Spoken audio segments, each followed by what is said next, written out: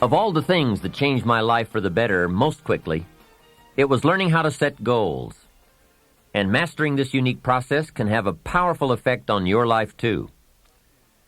One morning at breakfast, shortly after I met Mr. Schoaf, he asked me if he could see my current list of goals. He said, "Let me see your list of goals, and let's go over them and talk about them. Maybe that's the best way I can help you right now." And I said, "I don't have a list." He said, "Well, is it out in the car or at home somewhere?" I said, "No, sir. I don't have a list anywhere." He said, "Well, young man, that's where we better start." Then he added, "If you don't have a list of your goals, I can guess your bank balance within a few $100s. Which he did, and that got my attention. I said, "You mean that if I had a list of goals, that would change my bank balance?" He said, "Drastically." That day I became a student of how to set goals, and sure enough, when I learned how, my whole life changed. My income, my bank account, my personality, my lifestyle, my accomplishments. So I'd like to share with you the best I have learned and practiced on goal setting. First of all, I'd like to say that we are all affected by 5 factors. The first is environment. The second is events. The third is knowledge. The fourth is results. And the fifth, and often overlooked factor that affects our lives is our view of the future. Our dreams. I won't get into all of these influences here, but let me concentrate on the fifth one, dreams. Of all these 5 influences, make sure your dreams are the greatest influence on your daily decisions and activities. Put another way, make sure that the greatest pull on you is the pull of the future. For your dreams to greatly influence you, for the future to pull you, your future must be well planned. There are 2 ways to face the future. One is with apprehension, the other with anticipation. Guess how many people face the future with apprehension? Why? They don't have it well designed. And without really thinking about it, they have probably bought someone else's view of how to live. You will face the future with anticipation when you have planned a future you can get excited about, when you have designed your future results in advance. In this way, the future will capture your imagination. It will exert an enormous influence on you. And to design your future, you must have goals. Well-defined goals are like a magnet. They pull you in their direction, and the better you have defined them, the better you have described them, the harder you work on them, the stronger they pull. And they pull you through all kinds of difficulties, too. Without goals, it is easy to let life deteriorate to the point where you're just making a living.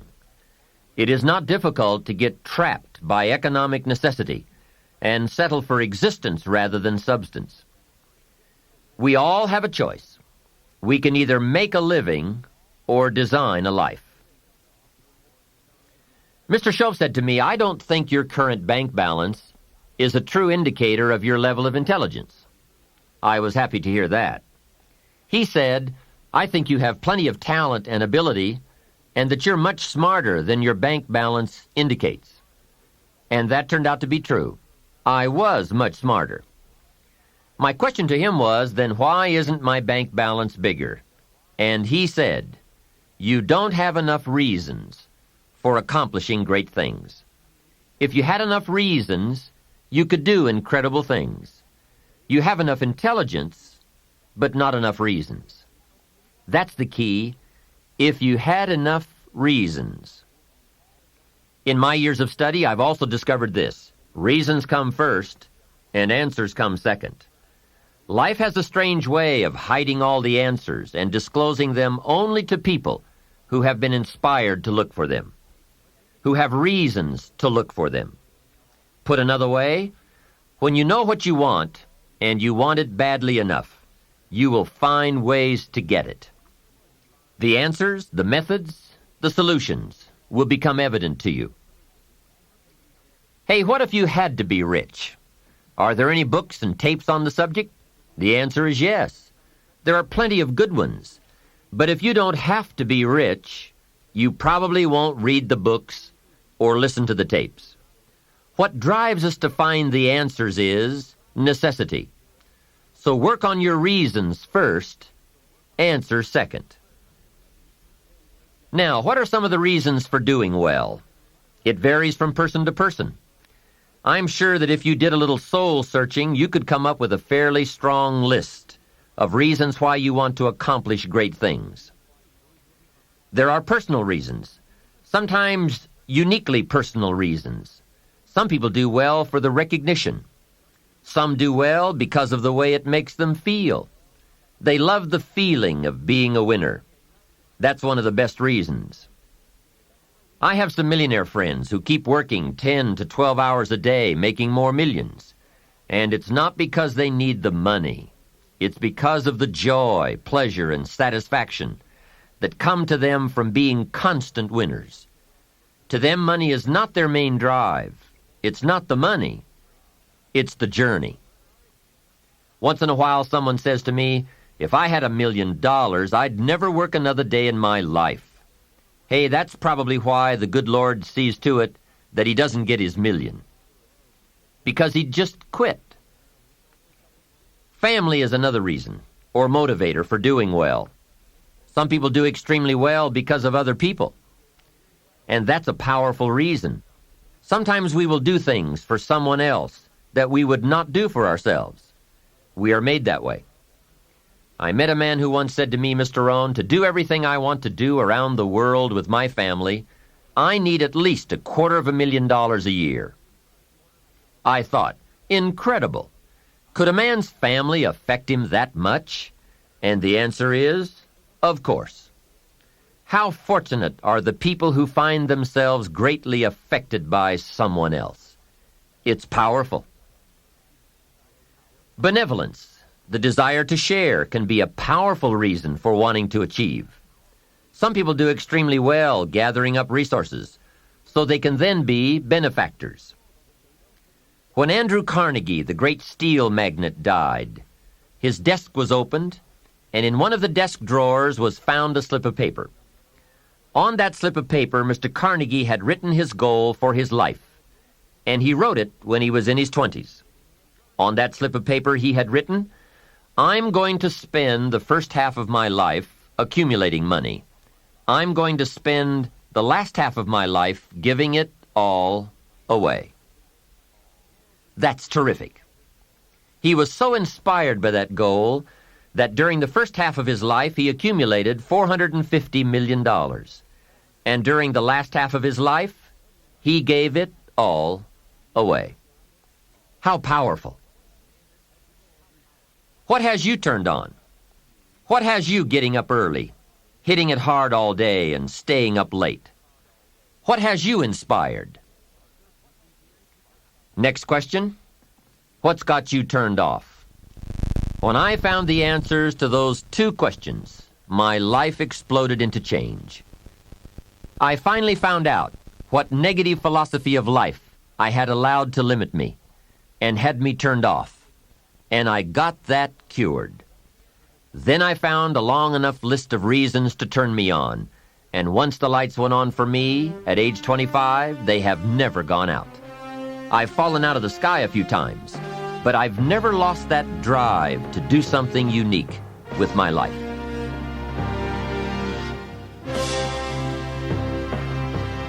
Here's how simple now goal setting is. It's not mysterious. You don't have to anchor, you don't have to focus, you don't have to visualize, none of that stuff. Here's how simple goal setting is. Changed my life. Decide what you want and write it down. I mean, that's how profound this stuff is. Decide what you want and write it down. Make a list. Where do you want to go? What do you want to do? What do you want to see? What do you want to be? What do you want to have? What do you want to share? What projects would you like to support? What would you like to be known for? What skills would you like to learn? Some extraordinary things you'd like to do, ordinary things you'd like to do, right? Silly little things you'd like to do, very important things you'd like to do. Decide on all that stuff and write it down, write it down, write it down. That's how simple this stuff is. And it's your own private list. If it's really private, you know, on your list, put some stuff in code where nobody can understand it if this list fell into unfriendly hands. Okay. And simple things, whatever. Foolish things, doesn't matter. It's your list. I had a little revenge on my first list. Budget finance, who used to harass me. I got 2 or 3 payments behind. This one guy called incessantly. Said, we're going to come get your car, drag it rear end up down the street in front of your neighbors. Put me down something fierce. When I met Shof, got my life straightened out, one of the first things on one of my lists was budget finance. And when I finally got the money, I needed a little drama in my life. Finally got the money to pay him off. I put it in small bills in a big briefcase. Walked into the budget finance office on Wilshire Boulevard in Los Angeles. The guy who harassed me so often, his desk was about 3 back. I opened the door, walked in, right up to his desk, stood right in front of him, never said a word. He said, well, what are you doing here? Didn't say a word. I opened up this briefcase, dumped this pile of money all over his desk. I said, count it. It's all there. I'll never be back. Turned around, walked out, slammed the door. Now that might not be noble, but you got to try it at least one time. Pay off with a little drama.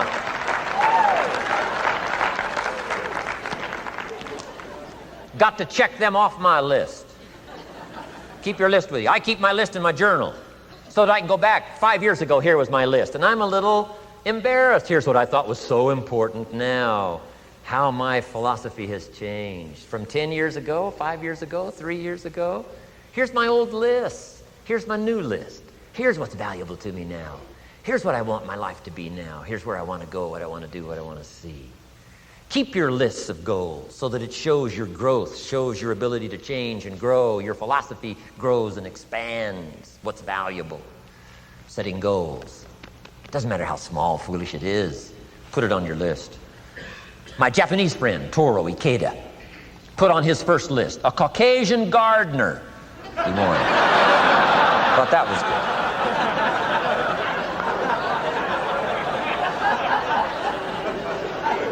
I like that. Have you got this profound thing now on setting goals? Here's how profound it is. Decide what you want and write it down. Get together with your wife, decide. Get together with your kids, decide. Get together with your business colleagues, decide, write it down, make a list. Okay, that's how easy it is. Now let me give you one more scenario on setting goals. When I started making my first list, Mr. Shof said, Mr. Rohn, looks like we're going to be together for a while. He said, I've got a suggestion for you. He said, I think one of the first goals you ought to set, you're a 25-year-old American male, sure you've made some mistakes, but now you're on the road to better things. You got a family, worth it. Reasons makes the difference. And he said, you've got every reason to do this. He said, why don't you, among all the goals you're going to set, why don't you set a goal to become a millionaire? A millionaire. This is America. All the possibilities are available. Why don't you set a goal to become a millionaire? He said, it's got a nice ring to it. Millionaire. Enough zeros to impress your accountant? Millionaire. And he said, here's why. Now I thought, the man doesn't need to teach me why. I'm thinking, wouldn't it be great to have $1 million? He said, no, that's not it. Here's why. And I had one of the greatest lessons I ever learned, and I'm about to share it with you. This will be worth the price of being here today if you can capture what I'm about to share with you. Here's what Mr. Shof said. Set a goal to become a millionaire. And he said, here's why. For what it will make of you to achieve it. And I got one of the greatest classes in one sentence I've ever received in my life. Set a goal that'll make you stretch that far. For what it will make of you to achieve it. What a brand new reason for setting goals. What an all-encompassing challenge to have a better vision of the future. What for? To see what it will make of you to achieve it. And here's why. The greatest value in life is not what you get. The greatest value in life is what you become. Major question to ask on the job is not, what am I getting here? That's not the major question. The major question to ask is, what am I becoming here? It's not what you get that makes you valuable, it's what you become that makes you valuable.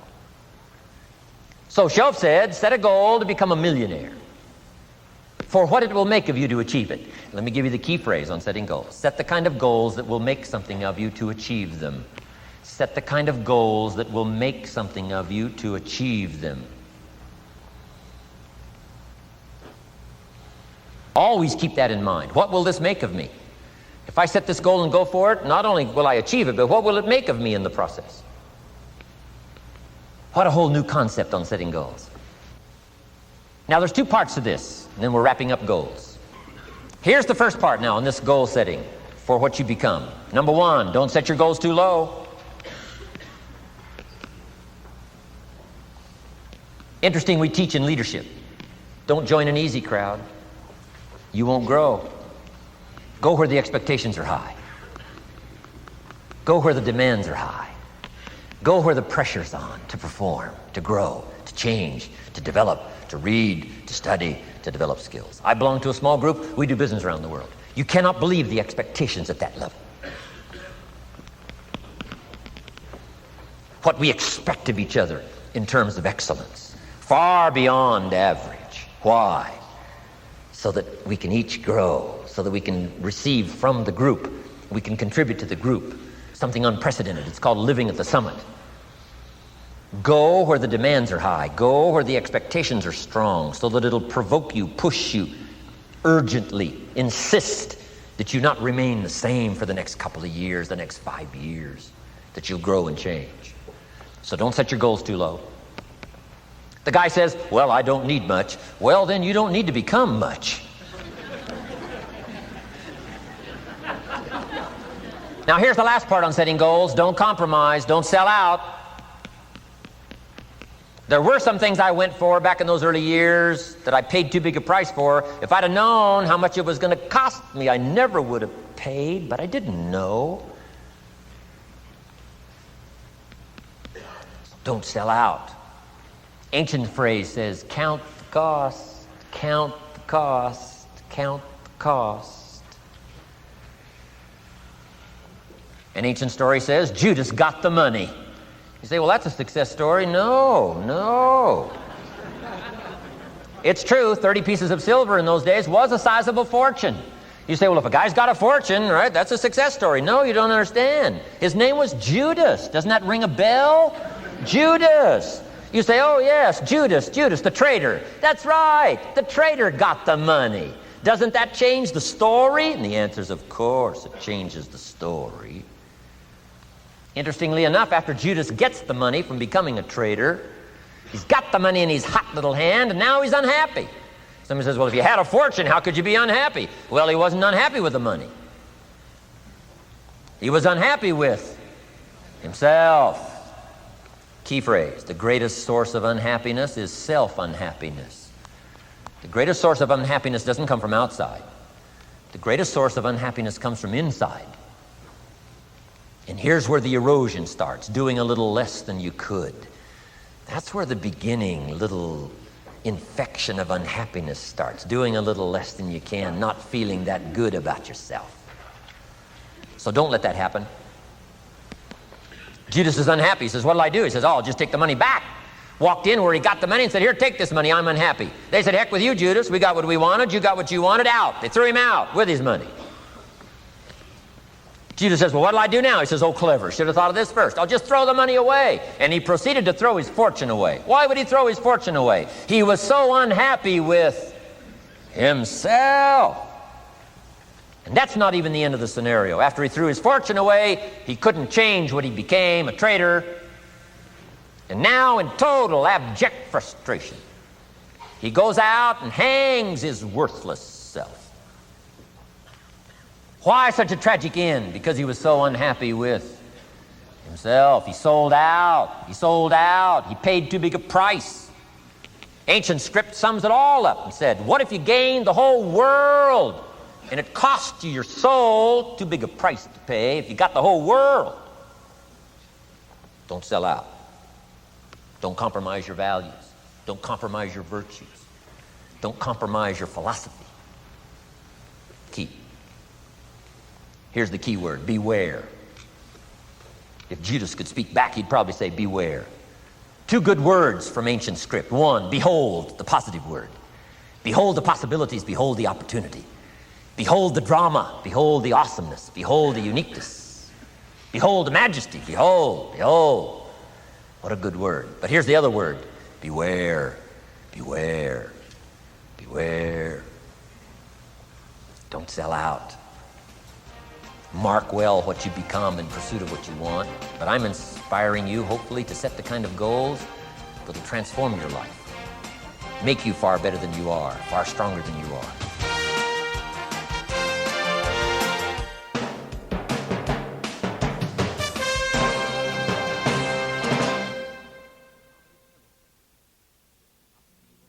This is the end of Side 1.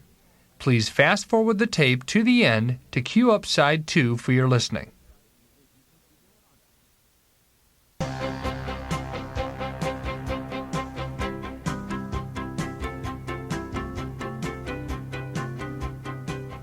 Now we're going to take some time to actually start designing the next 10 years of your life. We're going to start setting your goals. Goal setting is one of the most important skills to develop if you want to design your future. I'm going to give you enough homework not only to keep you busy for the rest of your life, but also to help you create the kind of life you may have always dreamed about living, but never believed possible. So let's get on with it. The sooner you exert the discipline, the sooner you will be enjoying the results. Once the results start to come, believe me, you won't mind the hard work and discipline it's going to take. Now, get a sheet of paper, and at the top of it, write the words, long-range goals. I'm going to ask you some questions, and I want you to jot down the answers. If you don't have paper and pen handy, follow along with me now anyway, just listening. Then, later, listen again when you can write down your ideas. After I've asked the questions, which is the first part of this exercise, you can stop the tape and work on your answers. All right, let's start this exercise. The basic question you are going to answer is, what do I want within the next 1 to 10 years? I want you to take about 12 to 15 minutes and make a list of at least 50 things you want within the next 1 to 10 years. These are long-range goals. To help you get started with your list, consider these questions. What do I want to do? What do I want to see? What do I want to be? What do I want to have? Where do I want to go? And what would I like to share? Now, with these thought-starter questions in mind, answer the basic question. What do I want within the next 1 to 10 years? See how many things you can write down. At this point, don't take the time to describe in detail everything you want. This is the time for you to let your thoughts pour, to write fast and to abbreviate. For example, if you just write down 380, you'll know what that means. You don't have to describe the color and the interior of the car. You'll do that later in this exercise. I want you now just to abbreviate and write fast. Make the list as long as you possibly can. Try to write down at least 50 items, 50 things you want within the next 1 to 10 years. These are long-range goals. Spend about 12 to 15 minutes on this. After you've completed your list, you're ready for the next part of the exercise. Go through your list, and next to the things you think you can accomplish or acquire a year from now, write a number 1. Next to the things you think it will take 3 years to realize, write a 3. Next to the things it will take 5 years to accomplish, write a 5. And next to the things it will take 10 years to accomplish, write a 10. Go through this list now to the best of your ability and say, that looks like it will take me about a year, or 3 years, or 5 years, or 10 years. Some big goals might be out there 10 years from now. Once you complete this part of the exercise, you might come to the conclusion that you need a lot more 3-year goals and less 1-year goals, for example, or that you need more 10-year goals. You see, while you're working on one goal, you must have something else in the planning stages. If you don't, what happened to some of the early Apollo astronauts could happen to you. After they came back from the moon, some of those astronauts experienced deep psychological and emotional problems. And the reason for that? Why, after you've been to the moon, now where do you go? That seemed to be the end, the finish. What later astronauts did was to make sure that they had major projects lined up after they returned from the moon trip. The way you enjoy life best is to wrap up one goal and start right on the next one. Don't linger too long at the table of success. The only way to enjoy another meal is to get hungry. Another thing to check for on your list is that you have included goals for each of these three important categories. First, make sure you've listed your economic goals, your goals for income, profits, and productivity. Second, make certain your list includes material items you want, tangibles, such as a home, a car, a boat, furniture, or jewelry. Don't attach the wrong importance to things, but they are important. Third, you'll want to include on your list goals for personal development. Write down all your personal development goals. Your goals to be more physically fit, to lose weight, to be more decisive, to be a more effective leader, to be a better communicator, to learn another language. Of course, there are other types of goals to consider: family goals, social goals, lifestyle goals. This is pretty heavy homework, but remember, whether or not you do your homework shows up in the marketplace as well as in the classroom. After you have determined which of your goals are 1 year, 3 year, 5 year, and 10 year, and after you've made certain your list includes economic goals, things, and personal development goals, I want you to go back to this list again. Now pick out the 4 most important 1-year goals, the 4 most important 3-year goals, the 4 most important 5-year goals, and the 4 most important 10-year goals. Those 16 goals will give you plenty of work for now. Get out some more paper, and in a brief paragraph, describe each goal. How high, how long, how much, what size, what model, what color, for example. Also describe why it is important to you.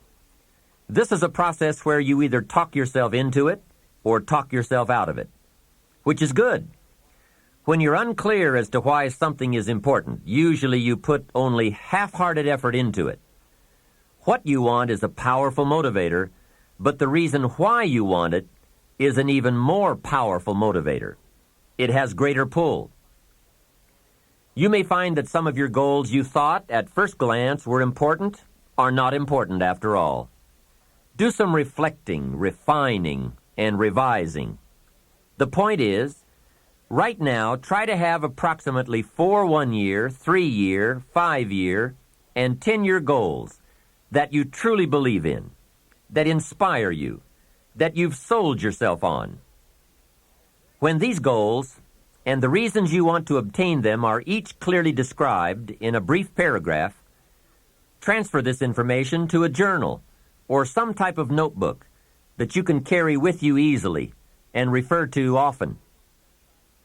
It's essential to set aside some time every week to review all of your goals, to rearrange them, redo them, restructure them, to add goals, or to tear up the whole list and start over. Goal setting is not something you do just once. It's a continual process. Also, you must constantly check your progress toward your goals. You don't want to fall too far behind on, or worse, lose sight of, your important goals. Now, just as important as your long-range goals are your short-range goals. Your goals for tomorrow, next week, next month, 6 months from now. These are goals you can accomplish within the next year, the immediate future. We call these goals confidence builders. When you work hard, burn the midnight oil, and accomplish these little things, it builds your confidence to go for your long-range goals. Write down in your notebook or journal all the little things you would like to have or accomplish in the next year. How you set up this list is up to you. You might want to break it down by week or by month. Set it up in whatever way works well for you. Part of the fun of having a list is being able to check off something as obtained or completed. Every week, try to check off at least one thing on your list of short-term goals. And when you are able to check off something major, something on your list of long-range goals, celebrate. Make winning joyful. Congratulate yourself. It is very important to celebrate progress.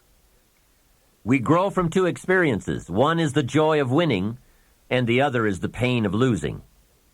Here's what that also means. Make losing painful. Put it on yourself. If you set something up, fooled around, didn't pull it off, put it on yourself. And get around people who will help in this area. Hey, don't join an easy crowd. Go where the expectations are high, where the pressure to perform is high. It's how we grow.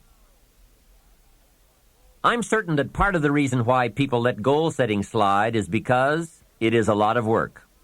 As I said, you'll be constantly revising your lists of short-range and long-range goals, rearranging them, refining them, redesigning them, establishing different priorities, adding new goals, perhaps deleting others. It's interesting that so many people work hard on their jobs, but they don't work hard on their futures. They let that slide. Some people live such mediocre lives that at the end of the day, they don't know whether they're winning or losing. They just go through life with their fingers crossed. I know most people don't make definite plans, but don't let that be you. The guy says, well, you work where I work, but the time you get home, it's late. You've got to have a bite to eat, watch a little TV, and get to bed. You can't sit up half of the night and plan. And this is the guy who's behind on his car note. He's a good worker, hard worker, sincere. But I've discovered that you can be sincere and work hard all your life and wind up broke and embarrassed. You've got to be better than a good worker. You've got to be a good planner, a good goal setter. You've heard the old saying, the people who fail to plan are planning to fail. It's true. So work on your plans. Put yourself in the top few percent who put this power to work for themselves. Writing your goals down also shows you are serious. And to do better, you must get serious. You don't have to be grim, but you do have to be serious. Hey, everybody hopes things will get better, but remember, the future does not get better by hope. It gets better by plan. And hope unaided by clear plans can finally become an illness. There's a Bible phrase that says, hope long delayed makes the heart sick. It's a sickness. I used to have the illness known as passive hope. It's bad. And there's one that is even worse, and that is called happy hope. That is really bad. The man is 50, and he's broke, and he's still smiling. That's bad. So get serious. Make plans. Put them on paper. My suggestion from experience.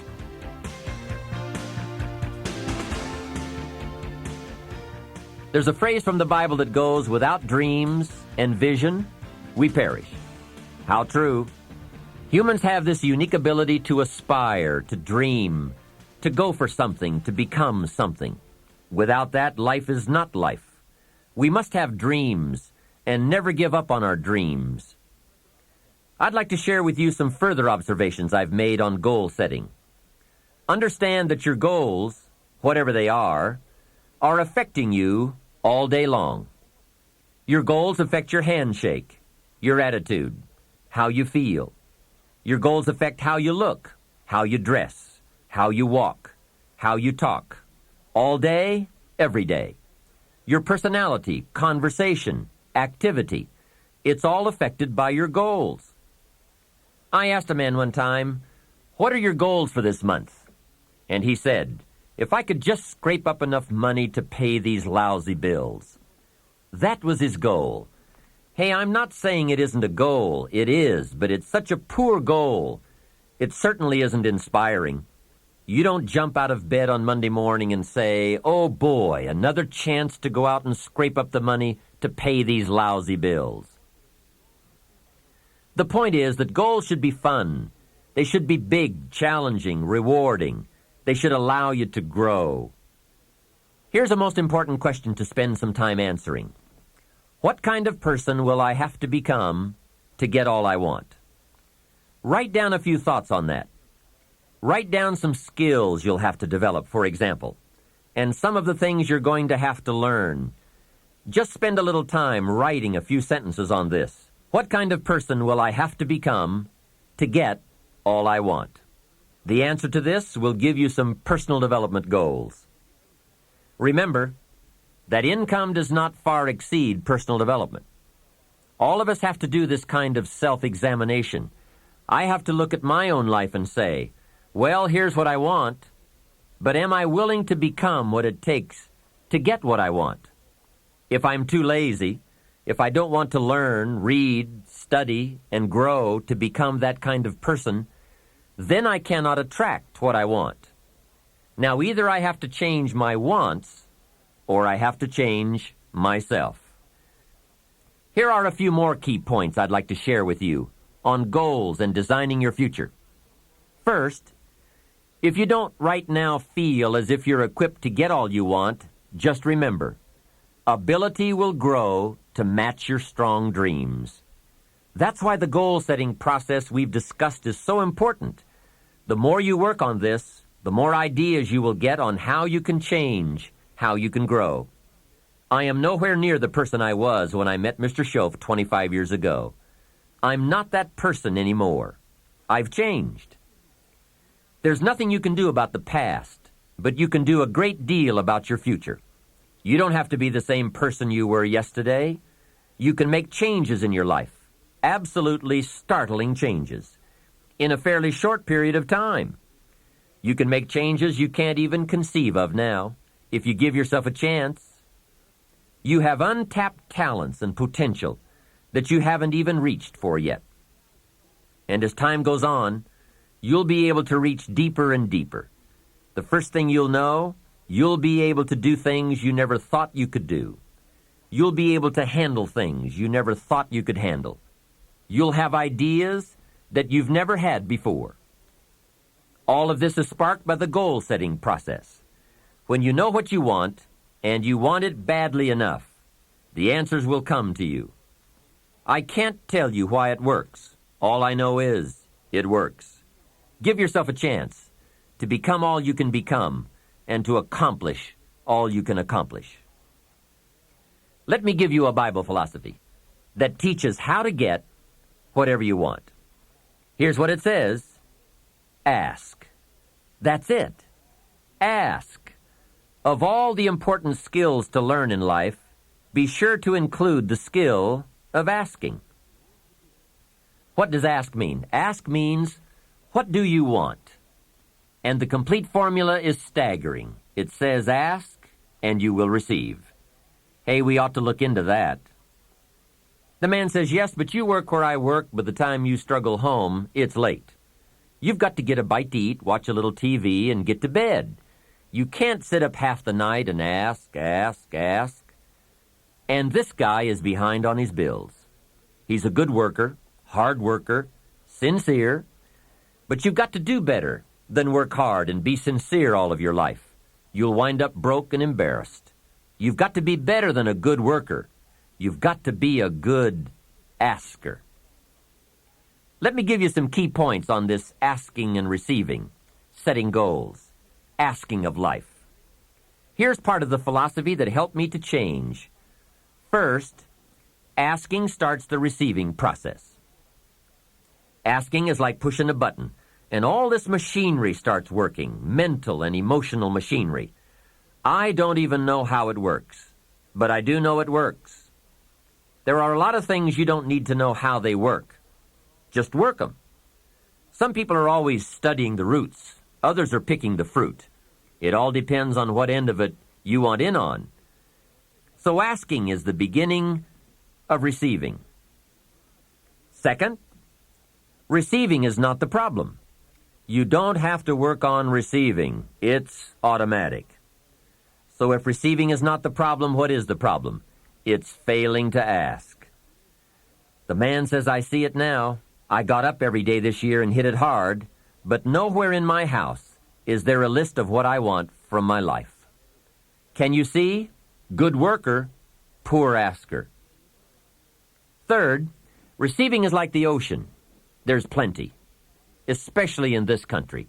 It's like an ocean here. Here, success is not in short supply. It isn't rationed so that when you step up to the window, it's all gone. No, no. Well, if that's true, what is the problem? Well, the problem is some people go to the ocean with a teaspoon. Have you got the picture? A teaspoon. What I suggest you do in view of the size of the ocean is trade your teaspoon for at least a bucket, and you will look better at the ocean with a bucket. Kids won't make fun of you. Now, here's something else to remember about asking. There are two ways to ask. One is ask with intelligence. It didn't say ask intelligently, but I'm sure it meant that. Don't mumble. You won't get anything by mumbling. Be clear, be specific. Intelligent asking means how high, how long, how much, when, what size, what model, what color. Describe what you want. Define it. Remember, well-defined goals are like magnets. The better you define them, the stronger they pull. And give your goals purpose. Answer both questions. What do I want? That's the object. And the second question, what for? That's purpose. Purpose is stronger than object. What you want is powerful and it will pull, but what you want it for is more powerful. Here's the second way to ask. Ask with faith. Faith is the childish part. It means believe you can get what you want like a child, not an adult. Many adults are too skeptical. They've lost that wonderful childlike faith and trust. Don't let that happen to you. Believe in, have faith in yourself and your goals.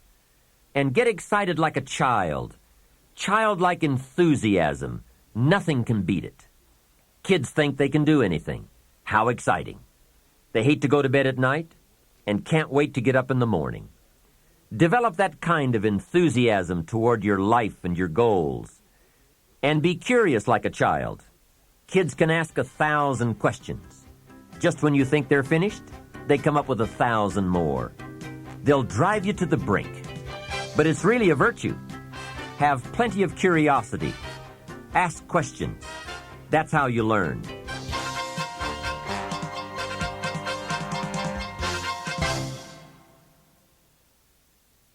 This is the end of Side 2. Side 1 is already queued up for your next listening.